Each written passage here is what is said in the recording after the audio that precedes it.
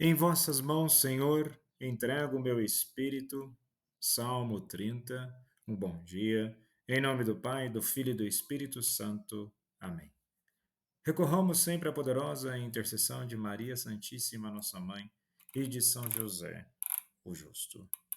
E o salmo de hoje está ligado àquilo que Santo Estevão disse no momento que ele estava sendo executado. E no dia de hoje celebramos o ofício da memória de Santo Estevão. Logo após o Natal, celebra-se o martírio desse santo em uma conexão espiritual profunda com o mistério do nascimento de Cristo. Santo Estevão é o primeiro mártir cristão, chamado de protomártir, e sua festa sublinha que o seguimento de Cristo implica fidelidade até as últimas consequências.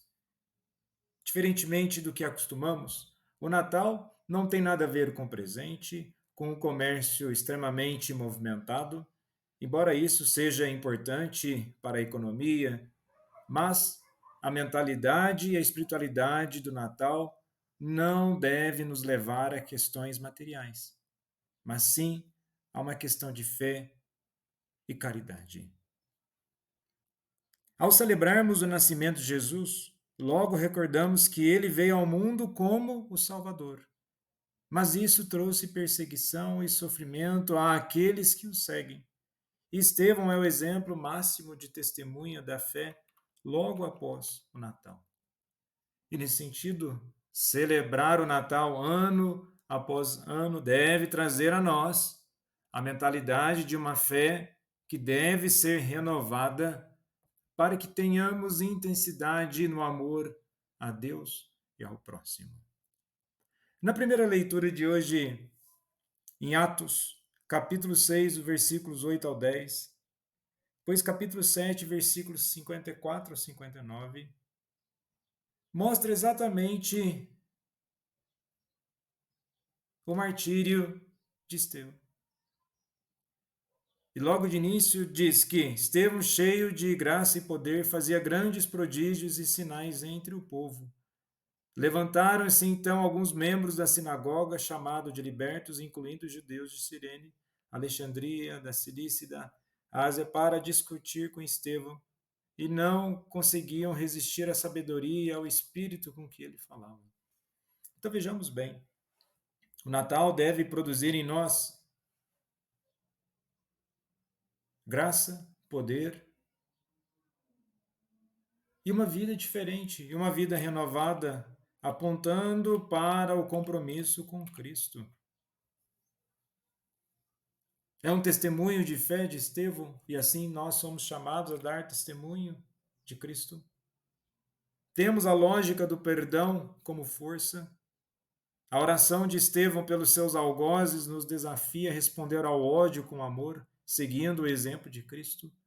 Basta nós olharmos para a nossa sociedade e entendermos que o Natal ele precisa ser celebrado muito além das paredes da igreja.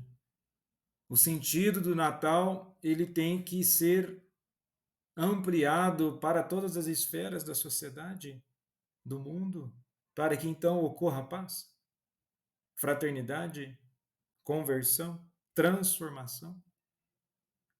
Mas não a paz do que o mundo vai dar, mas a verdadeira paz, que é Jesus.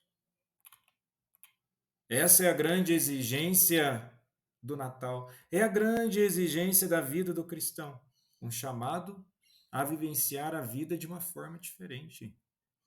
Vejamos, depois que acabam-se as festas, passou o Natal, a ceia, as bebidas, os presentes, qual o verdadeiro sentido que nós vamos carregar em nossas vidas? É o desafio do dia a dia ao qual nós somos convidados a carregar presentes, e os presentes aos quais os cristãos carregam é o poder da conversão, da oração, do perdão, da fraternidade, da misericórdia, do testemunho. Uma vida na essência, na busca pelo Cristo, na própria vida. e não simplesmente um aspecto material e fantasioso. E no Evangelho de hoje, em Mateus 10, dos versículos 17 ao 22, faz parte do chamado discurso missionário de Jesus, onde ele instrui os discípulos sobre as dificuldades que enfrentarão ao proclamar o reino de Deus. E aqui Jesus enfatiza as perseguições futuras, mas também a providência divina que os sustentará. E Jesus preparando os discípulos sobre isso, nós temos o exemplo de Estevão, que já sofre dessa perseguição. Mas o que Jesus diz? Tenham cuidado com os homens, pois eles o entregarão aos tribunais e os açoitarão nas sinagogas. Por minha causa, vocês serão levados à presença de governadores e reis para dar testemunho diante deles e dos pagãos. Mas quando os prenderem, não se preocupem com o que dizer ou como dizer. Nessa hora será dado a vocês o que dizer, pois não serão vocês que estarão falando, mas o Espírito do Pai que falará por meio de vocês. O irmão entregará à morte o irmão e o pai seu filho. Os filhos se rebelarão contra seus pais e o matarão. Vejamos quantos casos nós estamos vendo no mundo onde, não somente pela fé, as pessoas matam as outras, mas por questões banais. Nesse sentido, Jesus já apontou de que a vivência do seguimento ao Cristo, a celebração do Natal, nos traz uma dimensão de memória de tudo aquilo que aconteceu, mas a memória deve nos fortalecer no presente. Que ao celebrar a luz do mundo, nós somos chamados e convidados a também se tornar luz. E se tornar luz é tomar decisões difíceis no dia a dia, que implicam vida, honestidade, seriedade e compromisso com as outras pessoas. E sendo luz, nós não podemos viver uma vida em segredo, achando que dá para agir de uma forma em determinado lugar e depois em outro lugar fazer de uma forma diferente.